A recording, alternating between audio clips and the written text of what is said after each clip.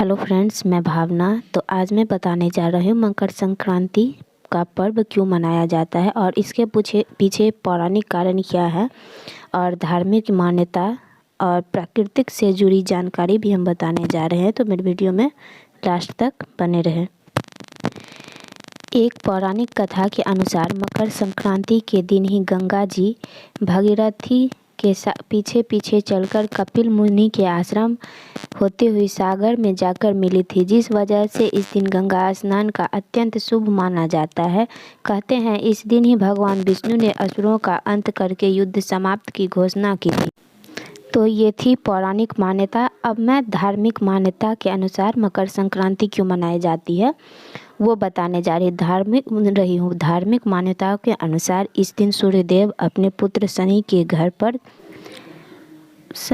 के घर पे जाते हैं। बता दें, मकर शनिदेव की राशि है लहजा।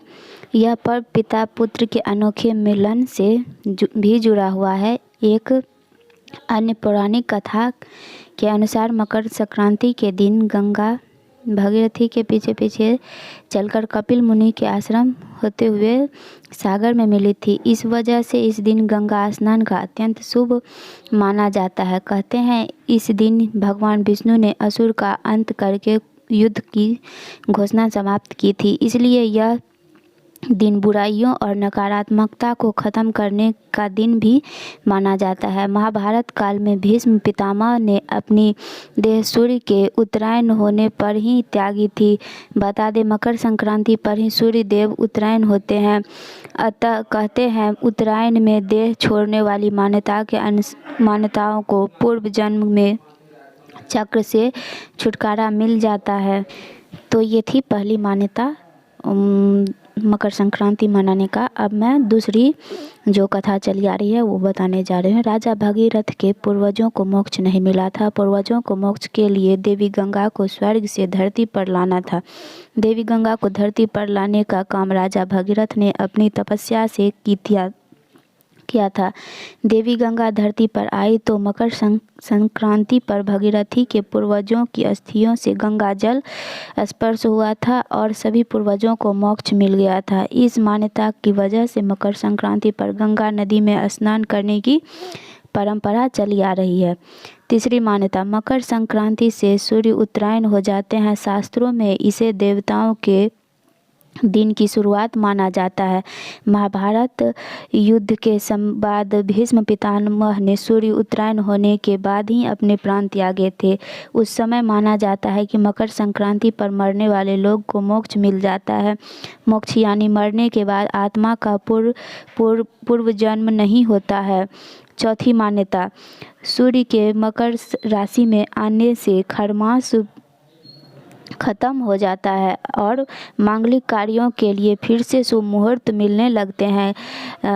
खरमास में विवाह, गृह प्रवेश, मुंडन, जनेऊ जैसे मांगलिक काम नहीं किए जाते हैं, लेकिन मकर संक्रांति के बाद ये शुभ काम फिर से शुरू हो जाता है। सवाल, सूर्य का उत्तरायण और दक्षिणायन होने किसे कहते हैं? उज्जैन शासकीय वेधशाला के अधीक्षक डॉक्टर राजेंद्र गुप्ता के मुताबिक उत्तरायण और दक्षिणायन सूर्य की गति को दर्शाते हैं। 6 महीने सूर्य उत्तरायण और 6 महीने दक्षिणायन रहता है। उत्तरायण का अर्थ है उत्तर की ओर गति और दक्षिणायन का अर्थ होता है दक्षिण की ओर गति। नरनीय गणना के अनुसार 15 जनवरी से सूर्य उत्तर की ओर गति करना शुरू कर देता है। इसे उत्तरायण कहा जाता है। दरअसल इस दिन पर्व मनाने के संदेश ये हैं कि अब सूर्य की दशा बदल गई है और अब धीरे धीरे बड़े दिन और रात छोटी होना शुरू हो जाएंगी। ये मौसम में परिवर्तन को भी दर्शाता है। हम मकर संक्रांति पर नदी में स्नान क्यों करते हैं और दान क्यों करना चाहिए?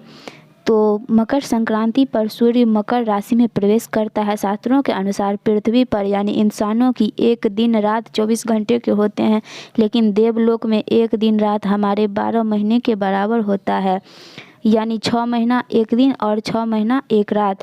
सूर्य के मकर राशि में प्रवेश करने के साथ ही देवता का दिन शुरू हो जाता है। देवता के दिन की शुरुआत में मकर संक्रांति पर उत्सव मनाया जाता है। देवताओं को प्रसन्न करने के लिए नदी स्नान, दान पुण्य, पूजा पाठ और तीर्थ दर्शन करने की परंपरा है। मकर संक्रांति सभी तरह से धर्म कर्म करने के लिए सबसे अच्छे दिन में माना जाता है। मकर संक्रांति के दिन तिल गुड़ की मान्यता क्या है?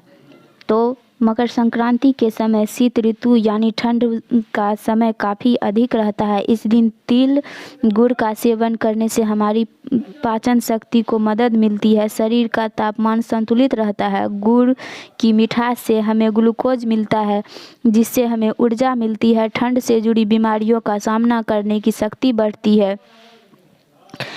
तिल और गुड़ सूर्य से संबंधित चीज़ें। मकर संक्रांति सूर्य पूजा का पर्व है, इसीलिए इस दिन सफ़ेद तिल और गुड़ का दान करना चाहिए। मकर संक्रांति पर पतंग क्यों उड़ाते हैं? ये पर्व ठंड के दिन आते हैं। इस दिनों में सुबह धूप में बैठने से ठंड में राहत मिलती है और हमें विटामिन डी भी मिलता है। धूप की वजह से त्वचा संबंधी कई रोग दूर होते हैं। संक्रांति पर पतंग उड़ाने के लिए हम खुली जगह पर धूप में रहते हैं। धूप हमें स्वास्थ्य लाभदायक मिलता है, इसीलिए हम संक्रांति पर पतंग उड़ाने की परंपरा है।